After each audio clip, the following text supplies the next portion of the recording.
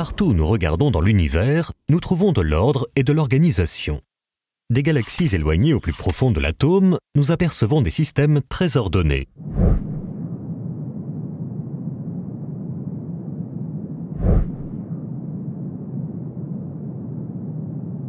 Et d'une manière générale, notre bon sens et notre saine nature reconnaissent que des systèmes ordonnés ne proviennent pas du hasard. Par exemple, dans notre vie de tous les jours, nous rencontrons ce genre de systèmes tout autour de nous. Les systèmes ferroviaires, les systèmes électriques, les systèmes électroniques, les systèmes d'éclairage, ainsi que les systèmes de tuyauterie constituent quelques exemples parmi tant d'autres. L'idée que tous ces systèmes se seraient créés par hasard ne viendrait même pas nous traverser l'esprit. Car, confronté à l'organisation complexe qui domine dans tous ces systèmes, notre raison reconnaît naturellement que le hasard ne peut pas être impliqué. Alors, n'est-il pas raisonnable de penser la même chose d'un système aussi ordonné que l'univers? Prenez un tas de planchettes Kapla par exemple, et lancez-les vers le sol. Pensez-vous pouvoir obtenir par hasard une organisation bien structurée? Alors, n'est-il pas absurde de penser que la matière de l'univers qui s'est éparpillée dans le vide par hasard a pu créer une telle organisation? Ou bien imaginez une reproduction miniature du système solaire dont les planètes seraient représentées par des billes qui tourneraient grâce à un système compliqué d'engrenages et de courroies. Serait-il possible de vous convaincre que cette reproduction s'est créée par hasard? Alors, si on ne peut pas arriver à croire qu'une telle reproduction puisse apparaître par hasard, comment pourrait-on penser que l'original, bien plus complexe, est apparu, lui, par hasard? L'idée que l'univers serait apparu accidentellement n'est-elle donc pas complètement illogique? Car, confronté à l'organisation si majestueuse et à la complexité qui se dégage de l'univers, n'est-il pas irrationnel de penser que tout cela soit apparu par hasard?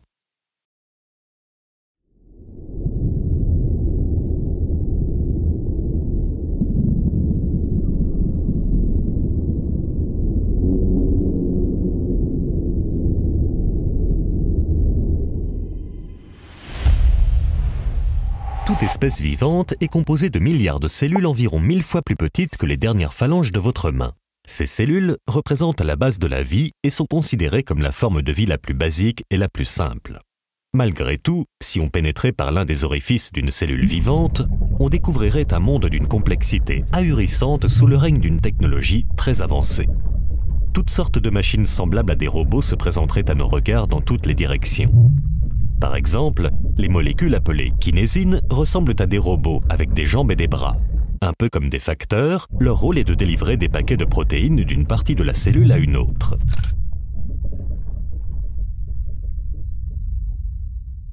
Selon une récente étude, ces molécules seraient plus complexes que n'importe quelle nanotechnologie créée jusqu'à aujourd'hui par l'être humain et se déplaceraient à une vitesse de 8 nanomètres par seconde. Cette vitesse correspond à notre échelle à la vitesse du jet supersonique Faust qui vient récemment de dépasser le mur du son. Autre exemple, avec l'ATP synthase, un générateur high-tech d'énergie dont le rôle est de fournir l'énergie dont a besoin une cellule vivante pour vivre. Perçu comme l'une des merveilles du monde moléculaire, il s'agit du plus petit moteur rotatif au monde.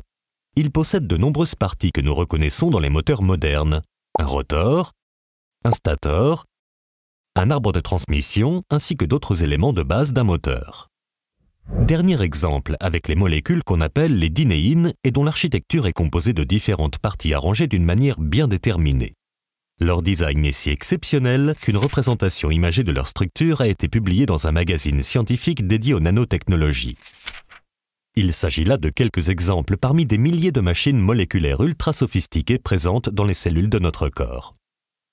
Est-ce raisonnable alors de penser que toutes ces différentes machines cellulaires d'une très grande complexité qui accomplissent des fonctions intelligentes se soient créées par un simple hasard?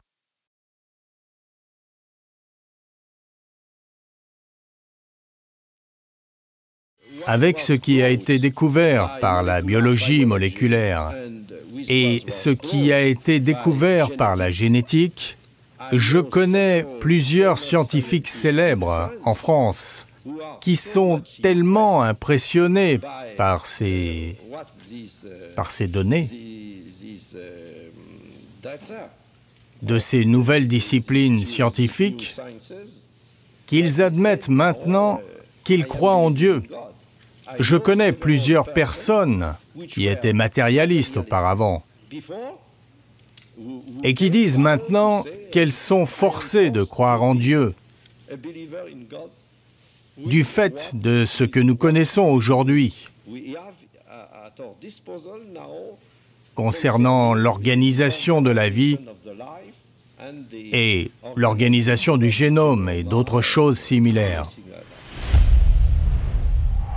Parmi les plus grandes découvertes scientifiques du XXe siècle, il y a la découverte de la molécule d'ADN, célèbre pour son design remarquable en forme de double hélice. Cette molécule est un système de stockage d'informations, tout comme un disque dur, mais beaucoup plus complexe et sophistiqué. Par exemple, tandis qu'un disque dur stocke des données à la surface, la molécule d'ADN, quant à elle, stocke l'information en 3 dimensions.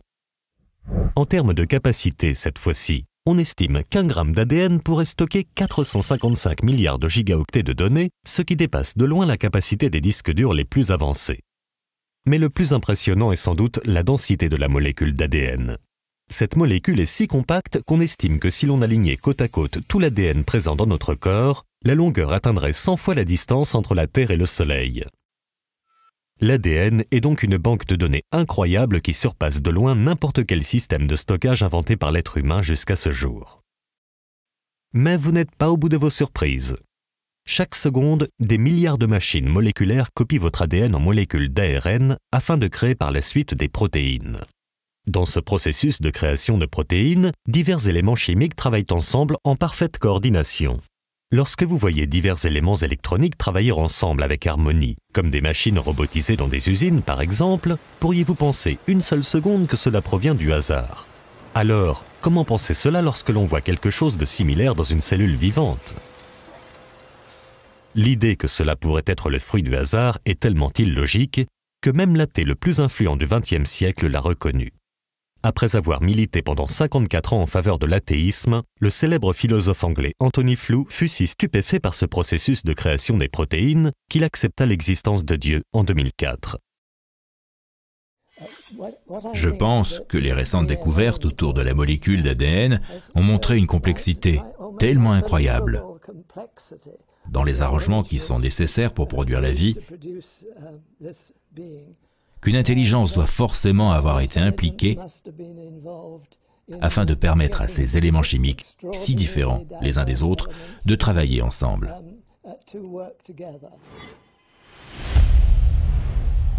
La raison humaine reconnaît de manière innée que toute création suppose l'existence d'un créateur. Notre bon sens et notre saine nature reconnaissent que derrière l'existence d'un design se trouve forcément un designer. Par exemple, lorsque l'on regarde une peinture, on en déduit logiquement l'existence d'un peintre. Lorsque l'on regarde un bâtiment, on en déduit logiquement l'existence d'un architecte.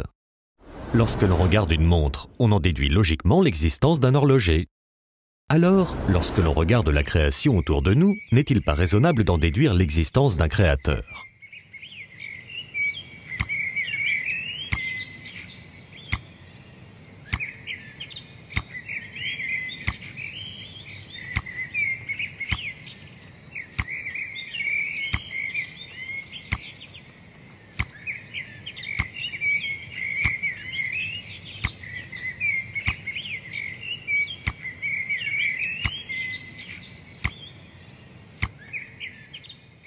Depuis Darwin, cette logique est en revanche remise en cause par la théorie de l'évolution. Au XIXe siècle, le biologiste Charles Darwin avait émis l'hypothèse que les formes qui existent partout dans la nature pouvaient s'expliquer de manière naturelle sans faire appel à l'idée d'un créateur. Cette hypothèse de Charles Darwin donna ensuite naissance à la théorie de l'évolution. Selon cette théorie, tous les êtres vivants auraient évolué petit à petit, avec le temps, par de petites modifications successives, à l'aide de 2 mécanismes naturels: les mutations génétiques et la sélection naturelle. Aucun créateur ne serait donc à l'origine des espèces vivantes, car ces 2 mécanismes auraient le pouvoir de faire évoluer une espèce vers une autre. Alors, est-ce raisonnable de penser cela ? La sélection naturelle est un processus simple qui stipule que les êtres vivants qui s'adaptent le mieux aux conditions naturelles de leur environnement vaincront et survivront, tandis que ceux qui n'y arrivent pas disparaîtront. Autrement dit, selon la théorie de l'évolution, La nature sélectionne naturellement les espèces les plus adaptées à leur environnement pour les faire survivre et sélectionne naturellement les espèces les moins adaptées à leur environnement pour les faire disparaître. Par exemple, si une gazelle court plus vite qu'une autre, elle échappera plus facilement à un guépard et aura plus de possibilités de survivre car elle aura été plus adaptée à son environnement. C'est ce qu'on appelle la survie du plus apte. Néanmoins, au fil du temps, il restera seulement des gazelles qui courent plus vite et aucune nouvelle espèce n'apparaîtra. Car le fait que des gazelles qui courent plus vite que d'autres survivent parce qu'elles sont plus adaptées à leur environnement ne va pas les faire évoluer vers une autre espèce. Conscient de cela, Darwin avoua lui-même dans une lettre que la sélection naturelle toute seule n'avait aucun pouvoir de faire évoluer une espèce vers une autre. Darwin lui-même, dans une lettre conservée à la Bibliothèque nationale d'Angleterre à Londres, une lettre dont je possède d'ailleurs une photocopie, Darwin a déclaré très clairement qu'il était conscient d'avoir échoué à expliquer l'évolution. Je cite Darwin. « Je crois en la sélection naturelle, non pas parce que je suis capable de prouver dans tous les cas qu'elle a changé une espèce en une autre, mais parce qu'elle regroupe et explique bien, selon moi, dit Darwin, une multitude de faits dans la classification, l'embryologie, la morphologie, les organes rudimentaires, la succession géologique et la distribution. » Fin de citation. De cette façon, Darwin a avoué que l'évolution ne pouvait pas être expliquée par sa théorie. En sachant que la sélection naturelle n'avait aucune possibilité de faire évoluer une espèce vers une autre, les évolutionnistes, après Darwin, ont estimé que les espèces avaient évolué par le biais de mutations génétiques. Les mutations génétiques sont des altérations de certaines régions de l'ADN qui surviennent par exemple à cause de rayons X ou de radiations atomiques. Elles sont connues généralement pour avoir des effets destructeurs sur une espèce, comme des malformations, car ce sont des accidents qui détériorent les nucléotides qui composent l'ADN. Mais il y a pire, des mutations génétiques chez les animaux. Les chattes ont donné naissance à des petits qui n'entendent pas. Des rats ont mis au monde des rats très gros, de dimensions tout à fait inhabituelles, et ces animaux géants sont aveugles. Voici Zezeriama, tel qu'on le connaît au Japon depuis toujours, et voici un papillon de la même espèce victime de radiation à Fukushima. Les ailes sont atrophiées, les antennes, les pattes, les yeux sont déformés. Ces papillons proviennent de la zone radioactive de Fukushima. Ils ont subi de graves mutations génétiques, et le plus étonnant, ils les répandent en se reproduisant. Au début de l'étude, 12% des papillons sont atteints de malformations. À la seconde génération, ils sont 18%, plus d'un tiers à la suivante. En laboratoire, les scientifiques japonais ont recréé les conditions de Fukushima. Les malformations sur les papillons cobayes sont identiques, le constat alarmant. En revanche, les mutations génétiques peuvent être, par moments, bénéfiques et par conséquent, aider une espèce à survivre. Mais comme l'ont affirmé de nombreux généticiens, elles sont quasiment toujours nuisibles et donc rarement bénéfiques.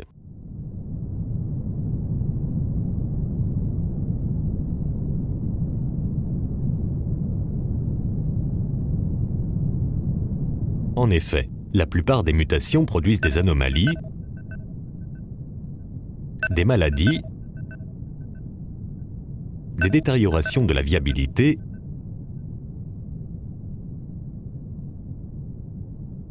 et des monstruosités. Alors, comment pourrait-on penser que des choses connues pour faire dégénérer une espèce peuvent faire évoluer une espèce ? Les mutations génétiques sont aussi définies comme des changements aléatoires qui surviennent dans la structure des gènes. Et dans notre vie de tous les jours, nous reconnaissons naturellement qu'un changement aléatoire dans une structure ordonnée ne peut pas avoir un effet positif.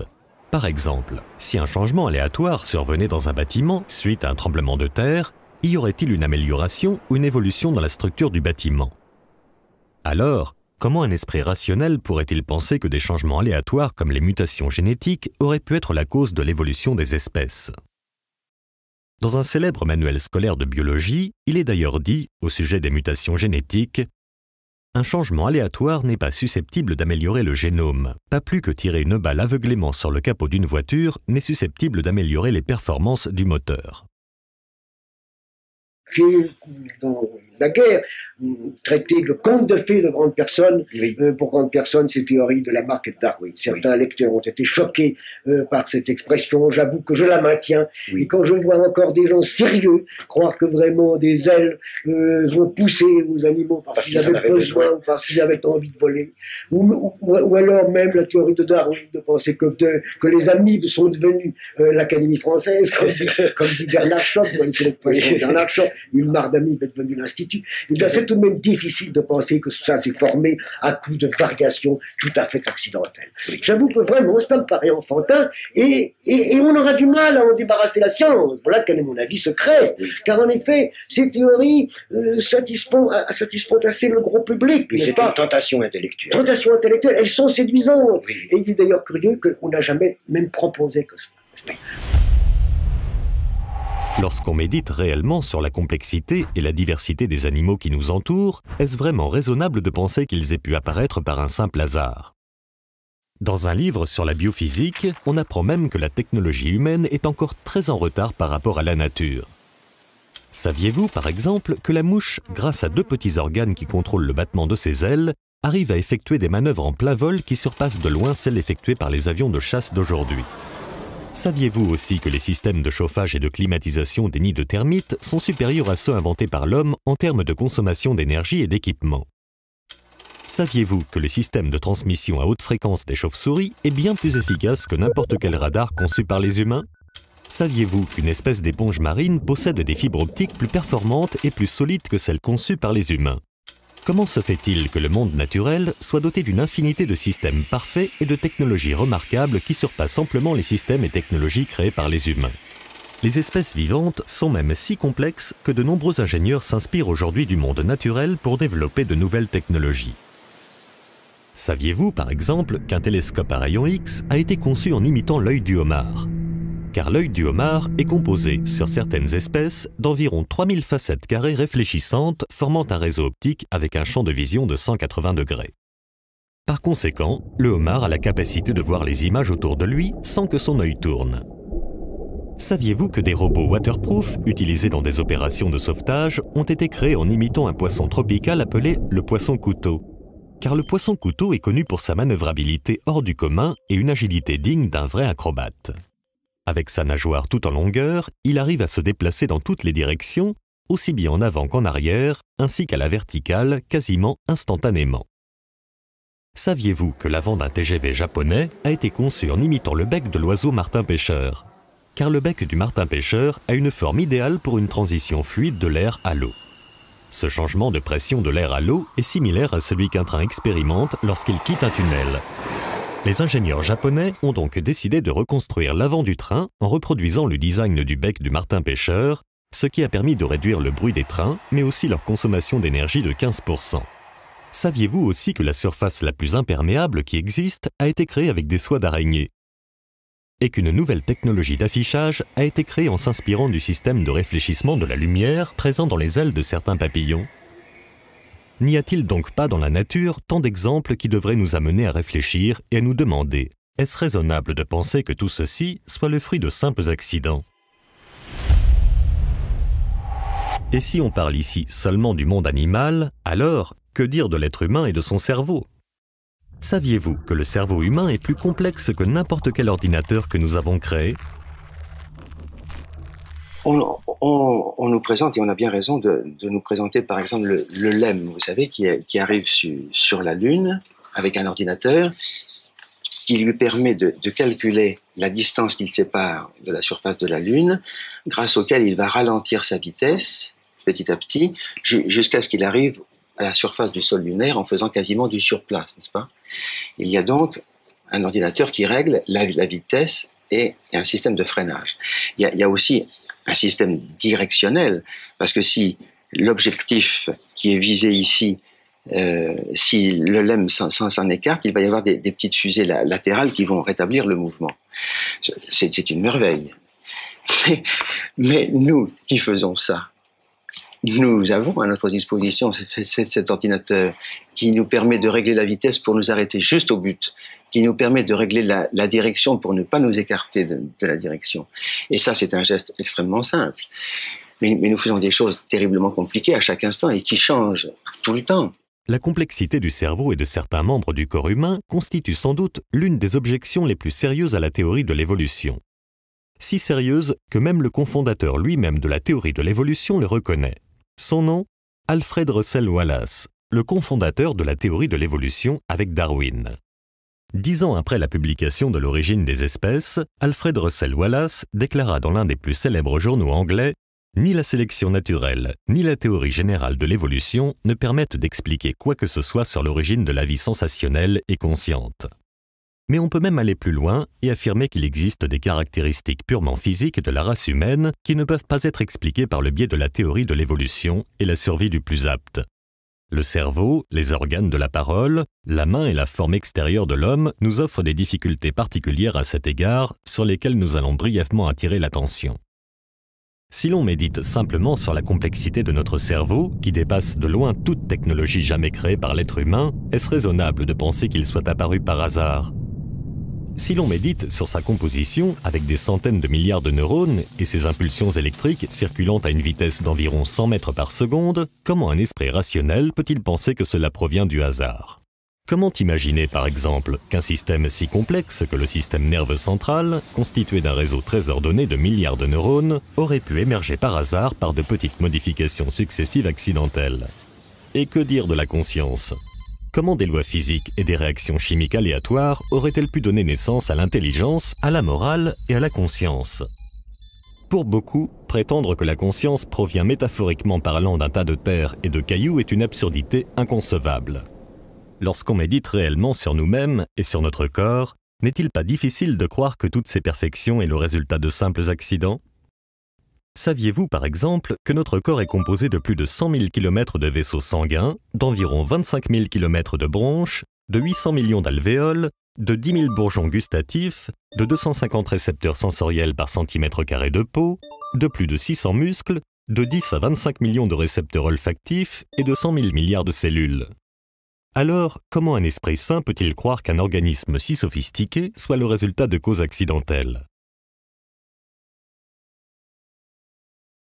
Moi, je ne peux pas arriver à penser que par une série de petites mutations fortuites, les êtres les plus compliqués, les êtres supérieurs se sont formés. Remarquez, le problème est peut-être moins affolant pour un botaniste que pour un biologiste. Il l'est encore davantage. À vous trouver. J'ai l'impression quand même qu'il est moins terrible de se demander comment s'est formé un chêne ou un sapin que de se demander comment s'est formé un homme.